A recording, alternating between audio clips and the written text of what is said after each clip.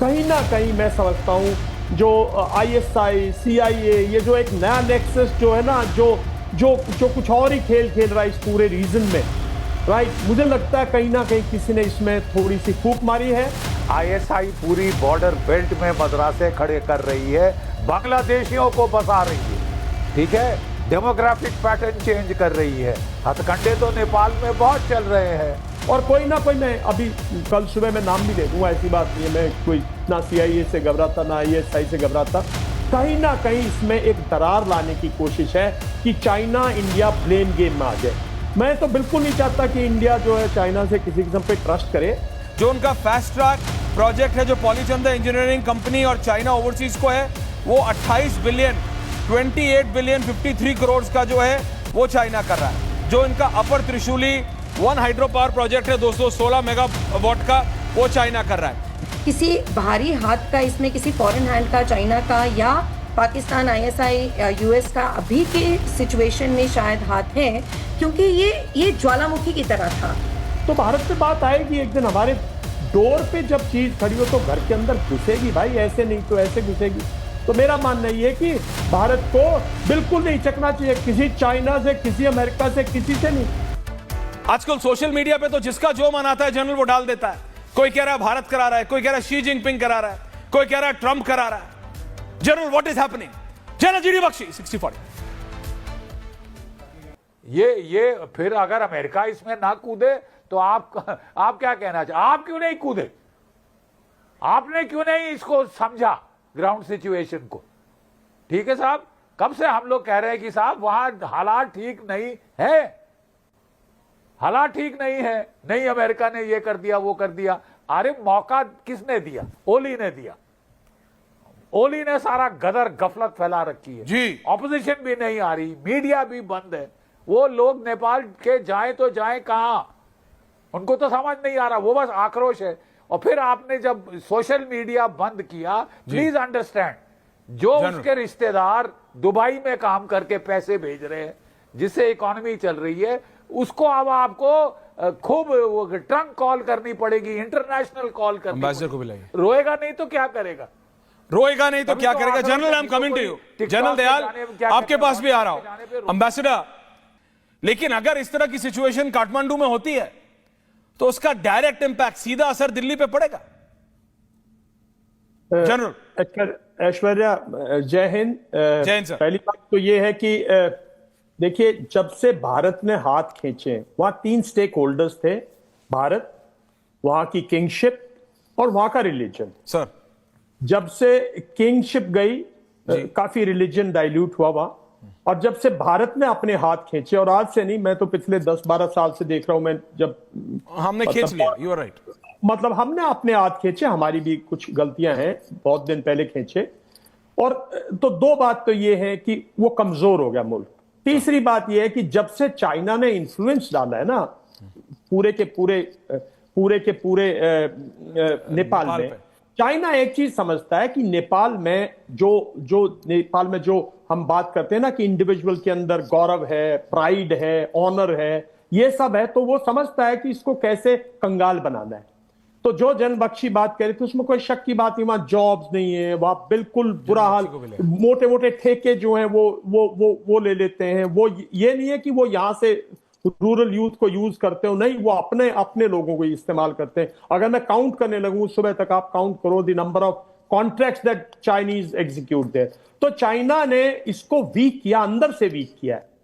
और ऐसे माहौल में 2-3 एजेंसीज हैं दुनिया की जो एक्सप्लॉइट करती हैं, उसमें कोई शक की बात नहीं है। देखिए, स्टूडेंट्स के अंदर आक्रोश हो सकता है, स्टूडेंट के अंदर, यूनिवर्सिटी के अंदर एजिटेशन आ सकता है। स्टूडेंट जो है वो काफी, हमने हिंदुस्तान में देखा, हमने यंग थे जब हमने एजिटेशन देखे, हमने जयप्रकाश नारायण का भी एजिटेशन देखा है। मेरा मानना यह है कि कहीं ना कहीं इंटरनेशनल एजेंसीज इस टाइम पे हाथ डालती हैं, और उन्होंने ये राइट मौका देखा है। शुरू में लोगों ने सोचा बांग्लादेश में भी यही हो रहा है, शायद स्टूडेंट्स कर रहे हैं, शायद ये हो रहा है, शायद वो हो रहा है। कहीं ना कहीं मैं समझता हूं जो आईएसआई, सीआईए, ये जो एक नया नेक्सस जो है ना जो कुछ और ही खेल खेल रहा है इस पूरे रीजन में, राइट। मुझे लगता है कहीं ना कहीं किसी ने इसमें थोड़ी सी फूक मारी है। मौका, वो जो कहते हैं ना कि राइट सिचुएशन थी, और इसमें आग लग गई है। लेकिन करप्शन है वहां, इसमें कोई शक की बात नहीं है। और बाकी जो है वो जो सिटीजन जो नेपाल का जो मूल सिटीजन है, उसकी जो गरीबी है, अनएम्प्लॉयमेंट है, वो भी इसका एक रीजन है।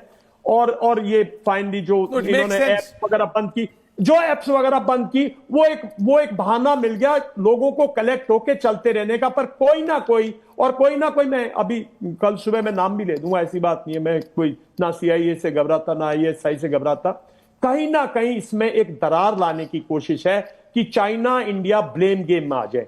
मैं तो बिल्कुल नहीं चाहता कि इंडिया जो है चाइना से किसी किस्म पे ट्रस्ट करे, लेकिन ब्लेम गेम में पॉपुलेशन, हमारा इंटरेस्ट पॉपुलेशन। देखिए, जब अग्निवीर पे भी मैं बोलता था, बार बार मैं कहता था कि इस इलाके में स्टेबिलिटी के लिए नेपाल स्टेबल रहना, भूटान स्टेबल रहना, भूटान हमारे नेपाल पक्ष में रहना बहुत जरूरी है, बिकॉज वो तो हमारे बहुत जरूरी पार्ट है। जैसे वो हमारी इंटरनल पार्ट ना हो, वो हमारे श्रीनगर JNK ना हो, हमारा लेह लद्दाख ना हो, वो हमारा मतलब हिमाचल ना हो, वो हमारा उत्तराखंड ना हो, लेकिन वो हमारे लिए इतने ही जरूरी है, buffer state between China and us. नहीं, लेकिन जनरल दयाल और जनरल बख्शी, एक सवाल आप दोनों से पूछ रहा हूं। जनरल बख्शी आपसे, professor coming to you, Awadhesh ji आ रहा हूं। जनरल साहब, ये जो हमने बांग्लादेश में देखा था, उसके अंदर भी ISI और CIA का प्ले था।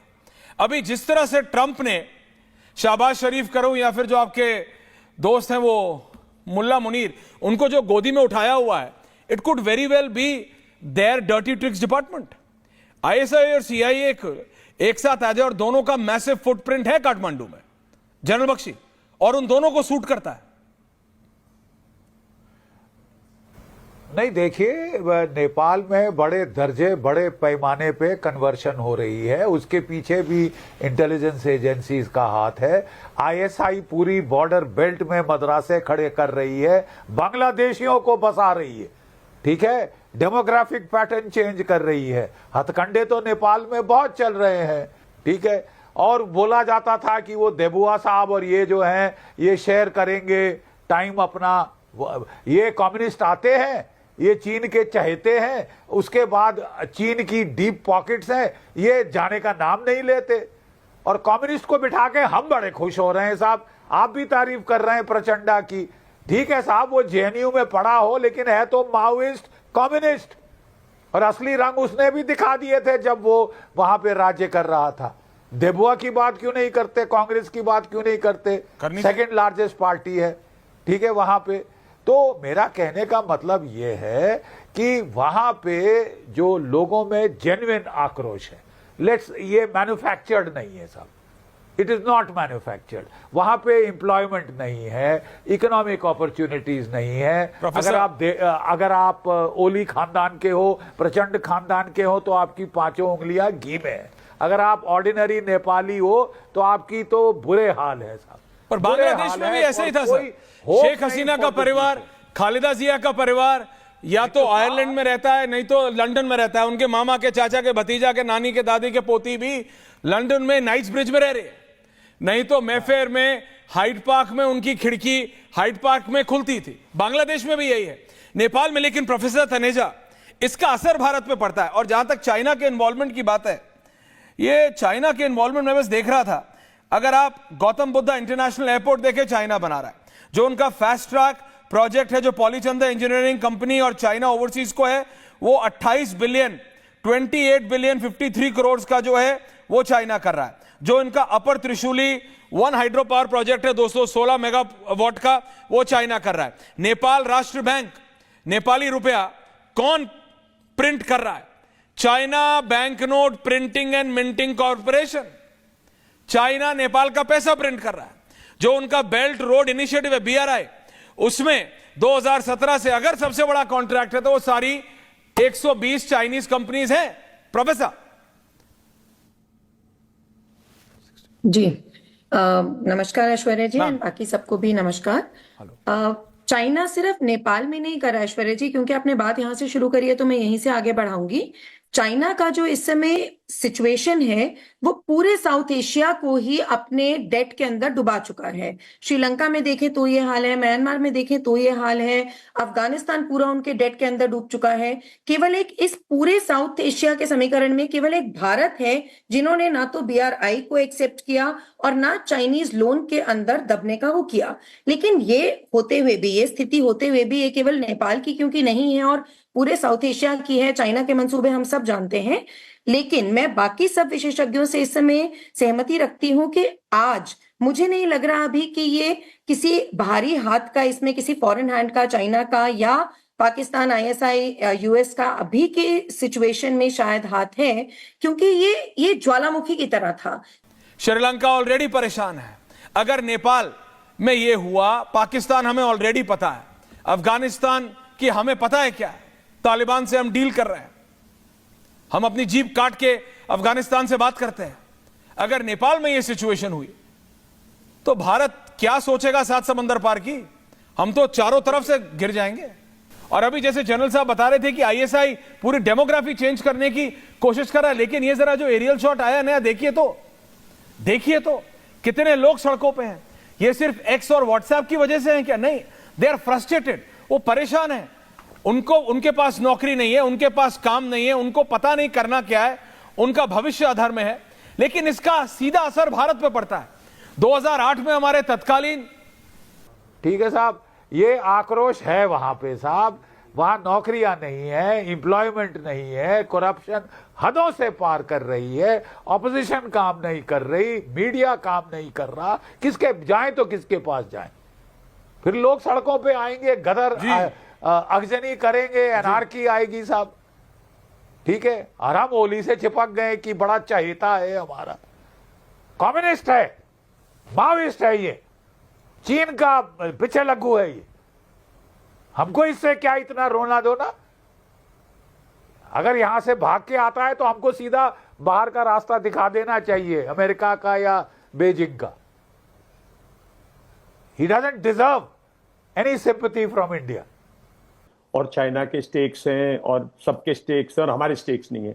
मतलब मैं बिल्कुल, और हम दर्शक बने रहे, वो देश उथल पुथल होता रहे, जैसे जन बख्शी कह रहे हैं, ओली साहब आए, वो बिल्कुल उनकी लैब में बैठे हुए हैं।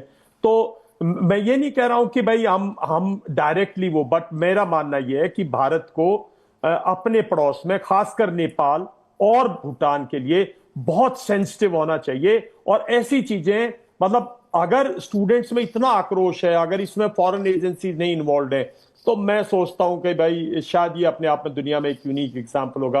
वरना ISI और CIA ने इस मौके का फायदा उठा के कहीं इसमें जरूर आई मीन घी का काम किया इस आग में।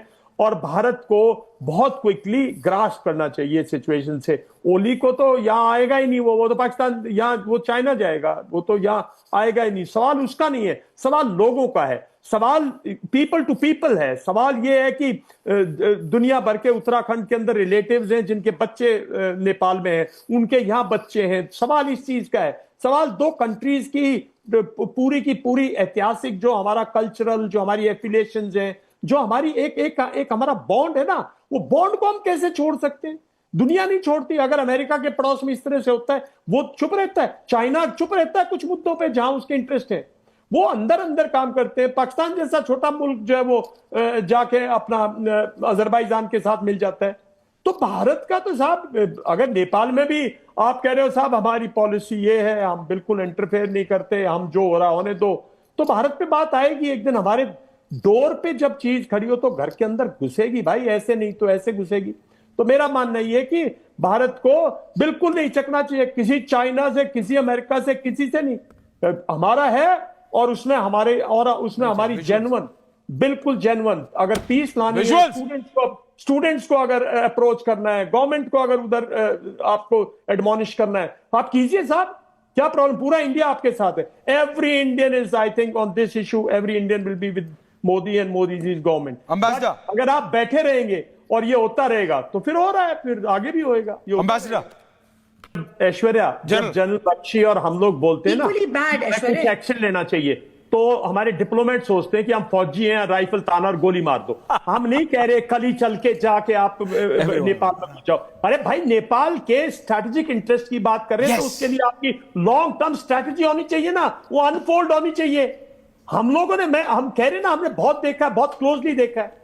I am of the opinion कि अगर हमें चाइना को कट करना था, लॉसेस सफर करने थे, तो हम कट करते उनको हमें अपनी कंपनीज को एनकरेज करना चाहिए था, उनके कॉन्ट्रैक्ट में भी कट करना चाहिए। अवधेश जी, कोई ये माने ना माने, चीन का इतना विस्तार है कि चीनी दूतावास वहां के मंत्रियों को बुला करके दूतावास में बात करता है, वहां के अफसरों को बुलाकर बात करता है, वहां के नेता वहां से जाकर सुझाव लेते हैं जो पहले भारत के दूतावास की थी। तो एक सिचुएशन है, लेकिन भारत इस समय जहां तक मेरी जानकारी है फुल्ली एक्टिव है, नजर रखे हुए है। भारत को ये संप्रभुता नजर रखने वाली बात है ना अवधेश जी, ये मैंने 2008 में भी कह रहा हूं, मेरे को याद है स्वर्गीय प्रणब दा ने, स्वर्गीय प्रणब दा ने भी कहा था हमने नजर बनाई हुई है, we want the people of Nepal कर रहा है। उन्होंने भी कहा था कि नेपाल की जनता चुने अपनी अगली सरकार, बिल्कुल चुने। लेकिन मैं सिर्फ ये कह रहा हूं, अगर हम ये होने देंगे, हमने बांग्लादेश में होने दिया, फर्क है।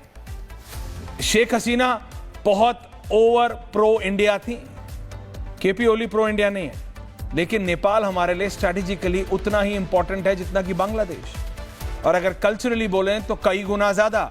दुनिया का एक लौता हिंदू राष्ट्र है, एक लौता हिंदू राष्ट्र, और उसका हाल देख लीजिए। ये काठमांडू की सड़कें हैं, उनकी संसद, उनके राष्ट्रपति भवन, उनके प्रधानमंत्री के आवास, उनके मंत्रियों के आवास के आगे 144 टाइप धारा लगा दी गई है, जो भी उसके बराबरी की होती है नेपाल में।